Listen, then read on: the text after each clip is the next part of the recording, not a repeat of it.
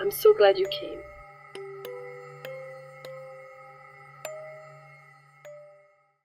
Chapter 23. It was 8 o'clock when we landed. We walked for a short time on this shore, enjoying the transitory light, and then retired to the inn and contemplated the lovely scene of waters, woods, and mountains, obscured in darkness, yet still displaying their black outlines. The wind, which had fallen in the south, now rose with a great violence in the west. The moon had reached her summit in the heavens and was beginning to descend. The clouds swept across it swifter than the flight of the vulture and dimmed her rays, while the lake reflected the scene of the busy heavens, rendered still busier by the restless waves that were beginning to rise. Suddenly a heavy storm of rain descended. I had been calm during the day, but so soon as night obscured the shapes of objects, 1,000 fears arose in my mind. I was anxious and watchful, while my right hand grasped a pistol which was hidden in my bosom. Every sound terrified me, but I resolved that I would sell my life dearly and not shrink from the conflict until my own life or that of my adversary was extinguished. Elizabeth observed my agitation for some time in timid and fearful silence, but there was something in my glance which communicated terror to her, and trembling she asked, "What is it that agitates you, my dear Victor? What is it that you fear?" "Oh, peace, peace, my love," I replied. "This night, and all will be safe, but this night is dreadful, very dreadful." I passed an hour in this state of mind, when suddenly I reflected how fearful the combat which I momentarily expected would be to my wife, and I earnestly entreated her to retire, resolving not to join her until I had obtained some knowledge as to the situation of my enemy. She left me, and I continued some time walking up and down the passages of the house and inspecting every corner that might afford a retreat from my adversary.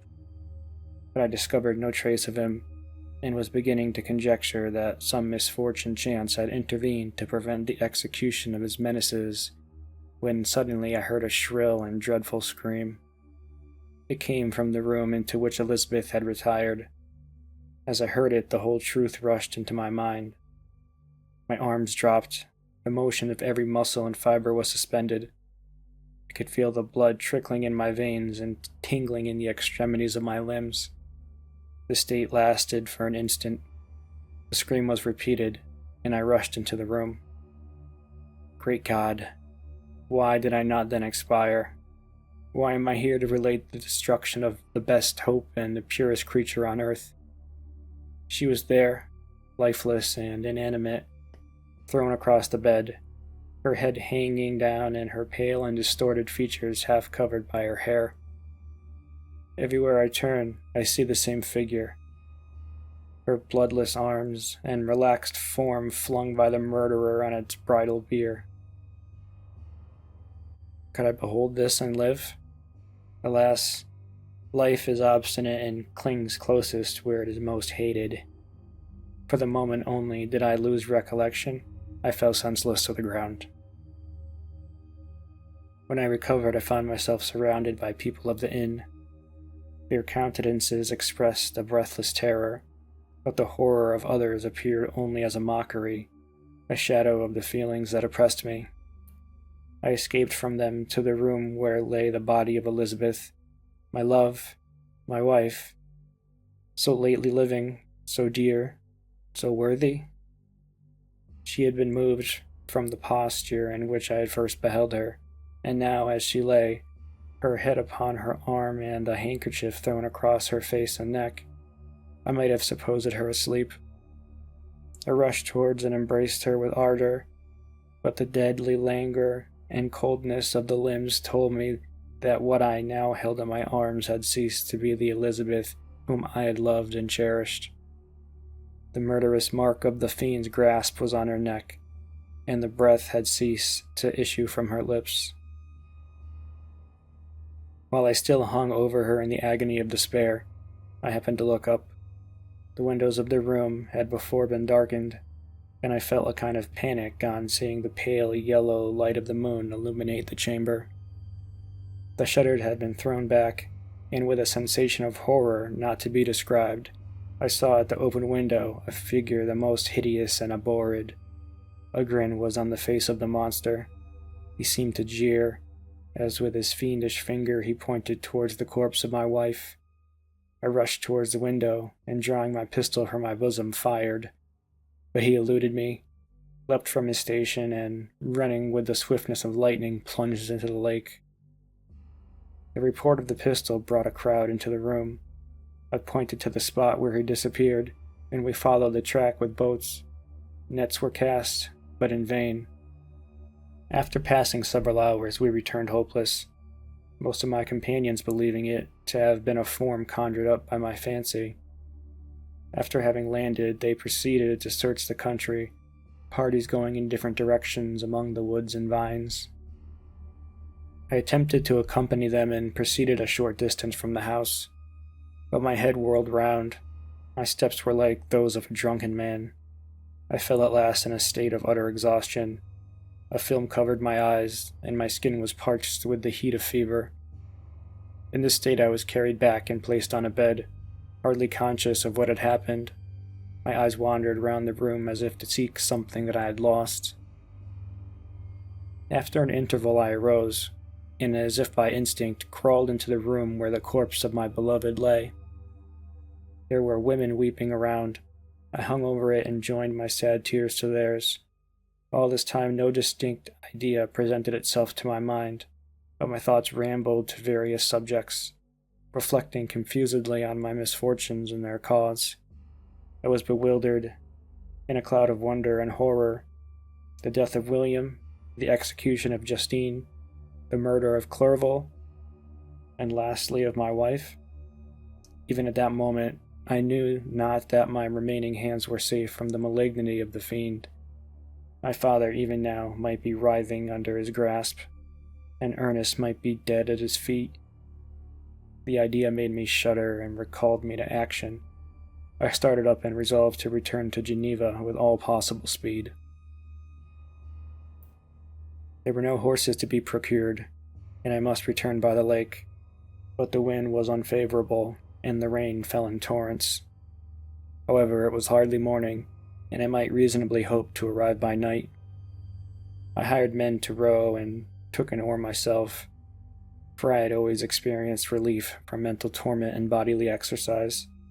But the overflowing misery I now felt, and the excess of agitation that I had endured rendered me incapable of any exertion. I threw down the oar, and leaning my head upon my hands, gave way to every gloomy idea that arose. If I looked up, I saw scenes which were familiar to me in my happier time, and which I had contemplated but the day before in the company of her who was but now a shadow and a recollection. Tears streamed from my eyes. The rain ceased for a moment, and I saw the fish play in the waters as they had done a few hours before.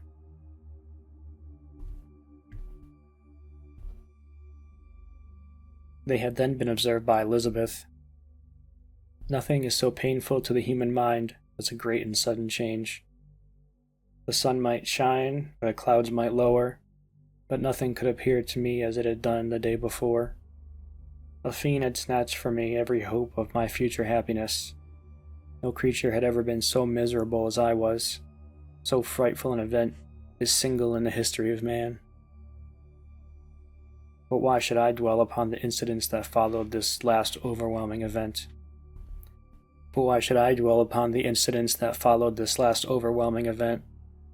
Mine has been a tale of horrors, and I have reached their acme, and what I must now relate can be but tedious to you. Know that, one by one, my friends were snatched away. I was left desolate, my own strength exhausted, and I must tell in a few words what remains of my hideous narration. I arrived at Geneva. My father and Ernest yet lived, but the former sunk under the tidings that I bore. I see him now, excellent and venerable old man. His eyes wandered in vacancy, for they had lost their charm and their delight. His Elizabeth, his more than daughter, whom he doted on with all the affection which a man feels, who in the decline of life, having few affections, clings more earnestly to those that remain. Cursed, cursed be the fiend that brought misery on his gray hairs and doomed him to waste in wretchedness. He could not live under the horrors that were accumulated around him.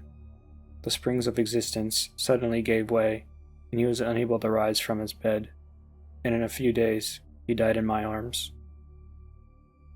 So then what became of me? I know not. I lost sensation, and chains of darkness were the only objects that pressed upon me. Sometimes, indeed, I dreamt that I wandered in flowery meadows and pleasant vales with the friends of my youth, but I awoke and found myself in a dungeon. Melancholy followed, but by degrees I gained a clear conception of my miseries and situation, and was then released from my prison. For they had called me mad, and during many months, as I understood, a solitary cell had been my habitation. Liberty, however, had been a useless gift to me. I had not, as I awakened to reason, at the same time awakened to revenge. As the memory of past misfortunes pressed upon me, I began to reflect on their cause. The monster who I had created, the miserable demon who I had sent abroad into the world for my destruction. I was possessed by a maddening rage when I thought of him, and desired and ardently prayed that I might have him within my grasp to wreak a great and signal revenge on his cursed head. Nor did my hate long confine itself to useless wishes. I began to reflect on the best means of securing him, and for this purpose, about a month after my release, I repaired to a criminal judge in the town and told him that I had an accusation to make, that I knew of the destroyer of my family, and that I required him to exert his whole authority for the apprehension of the murderer. The magistrate listened to me with attention and kindness. "Be assured, sir," said he, "no pains or exertions on my part shall be spared to discover the villain." "I thank you," replied I. "Listen. Therefore, to the deposition that I have to make, it is indeed a tale so strange that I should fear that you would not credit it were there not something in truth which, however wonderful, forces conviction. The story is too connected to be mistaken for a dream, and I have no motive for falsehood." My manner as I thus addressed him was impressive but calm. I had formed in my own heart a resolution to pursue my destroyer to death, and this purpose quieted my agony for an interval reconciled me to life. I now related my history briefly, but with firmness and precision, marking the dates with accuracy and never deviating into invective or exclamation. The magistrate appeared at first perfectly incredulous, but as I continued he became more attentive and interested. I saw him sometimes shudder with horror, at others a lively surprise, unmingled with disbelief. The magistrate appeared at first perfectly incredulous, but as I continued, he became more attentive and interested. I saw him sometimes shudder with horror, at others a lively surprise, unmingled with disbelief, was painted on his countenance. When I had concluded my narration, I said, "This is the being whom I accuse, and for whose seizure and punishment I call upon you to exert your whole power. It is your duty as magistrate, and I believe and hope that your feelings as a man will not revolt from the execution of functions of this occasion." This address caused considerable change in the physiognomy of my own auditor. He had heard my story with that kind of belief that is given to a tale of spirits and supernatural events, but when he called upon to act officially in consequence, the whole tide of his incredulity returned. He, however, answered mildly, "I would willingly afford you every aid in your pursuit, but the creature of whom you speak appears to have powers which would put all my exertions to defiance. Who can follow an animal which can traverse the sea of ice and inhabit caves and dens where no man would venture to intrude? Besides, some months have elapsed since the commission of his crimes, and no one can conjecture to what place he has wandered or what region he may now inhabit.